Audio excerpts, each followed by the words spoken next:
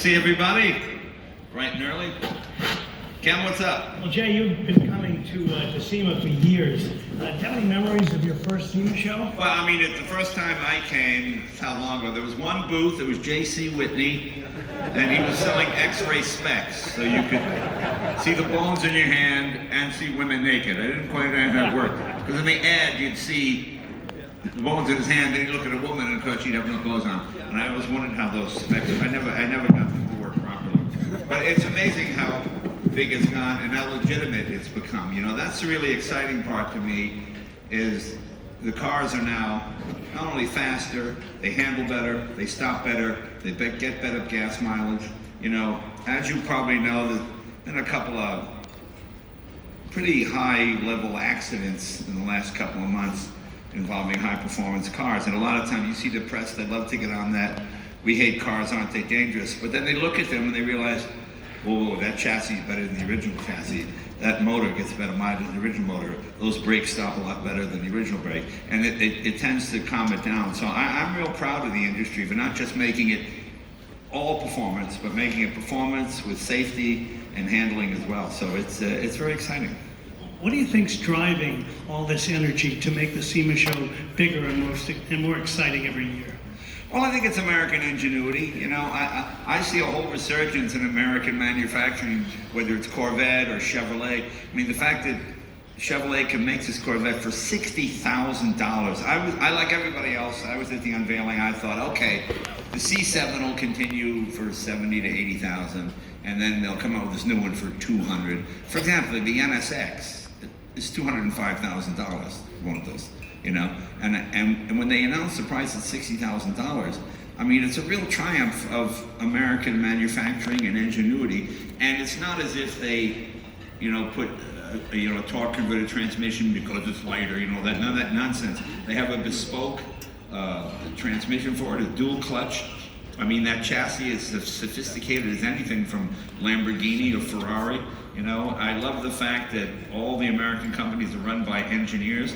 Mark Royce, he's not in a marketing meeting, he's at Nürburgring all the time, you know, just testing the cars, seeing how they handle. So I think I think it trickles down. It starts in Detroit and it goes all throughout the country. Well, it really does. I just drove the new Mustang last week here at Las Vegas Speedway, and I'm no drag racer, but 11.2, 129 in a car that will top out near 200 miles an hour, and you can buy it for $80,000.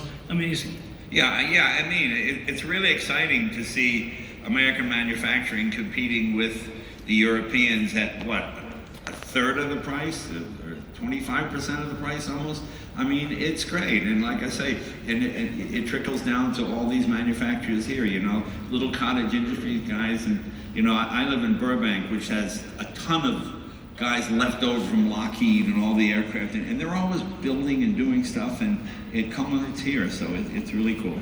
So you've been a car guy since you were a kid. What aspect drives you? Is it the speed, the freedom, the aesthetics, the culture? What is it about? Well, I think today kids have iPhones. We didn't have iPhones. We couldn't go place virtually. We had to go place in reality.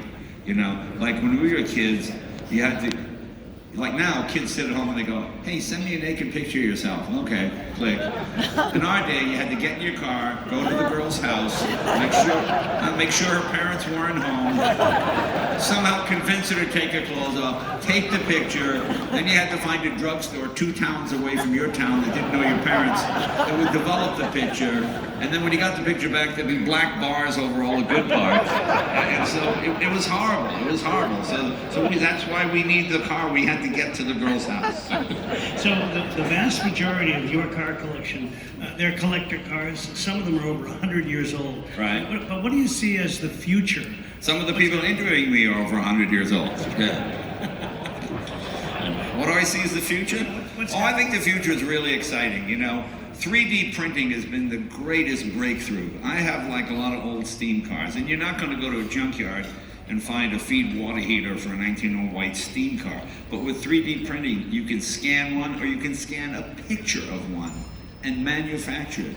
We have used the Stratus system, this 3D printing, for 10 years now. And we made headlight stays for the Duesenberg. You can copy any piece, so I think it's really cool. It's really neat what's happening, you know.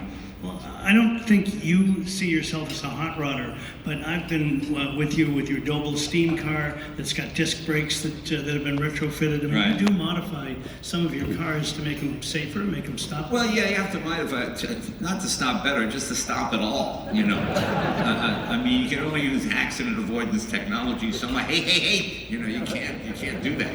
You know, we just finished I have a 1910 Mercedes chassis with a 1914 Benz Aero engine in it. This car ran at Brooklands in 21, and it lapped at 113 miles an hour. It's double chain drive to the rear wheels. We even used the original 1910 Mercedes transmission, which is pretty amazing.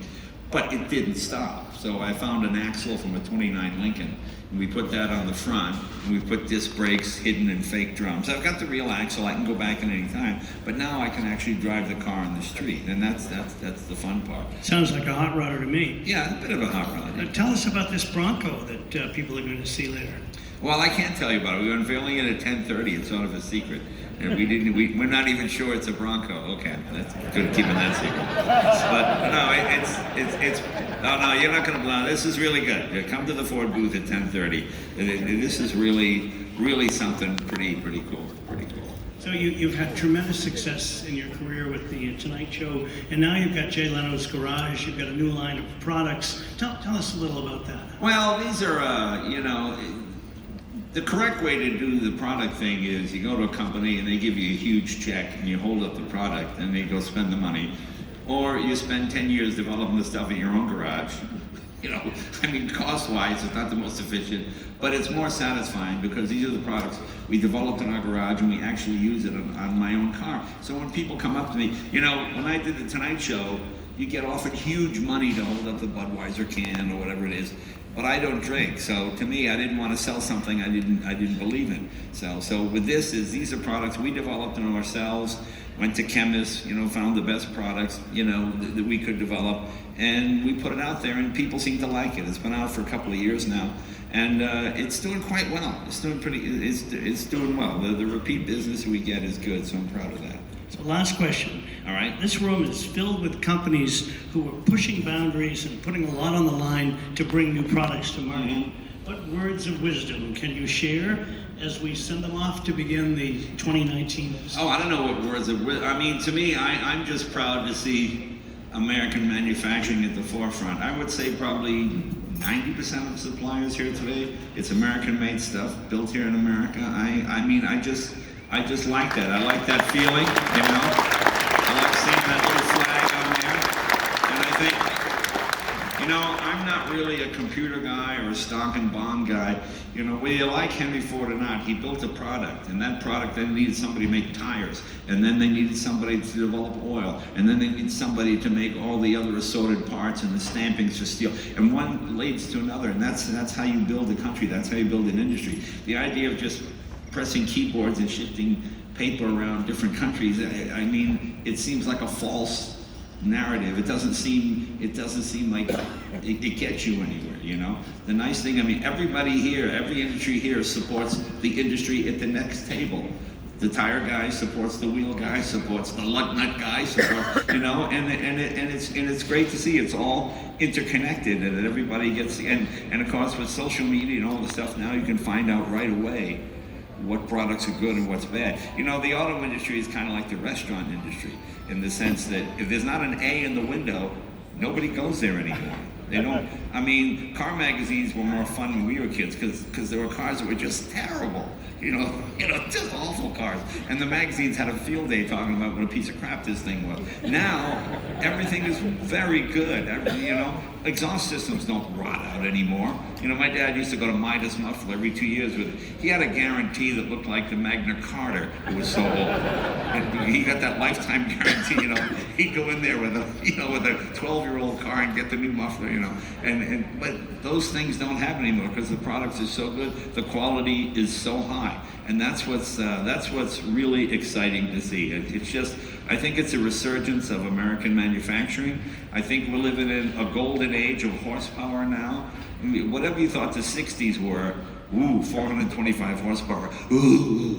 Well, I mean, you've got cars now. The new Mustang, 760 horsepower. I mean, you've got the Challengers, 800 horsepower. I mean, it's pretty amazing, and with double the mileage. So it's an exciting time. So we're the only thing that's keeping these folk from starting the SEMA show. Okay. We should let them go. Well, sorry about that. Hey, thanks everybody. See you out there. Buy American.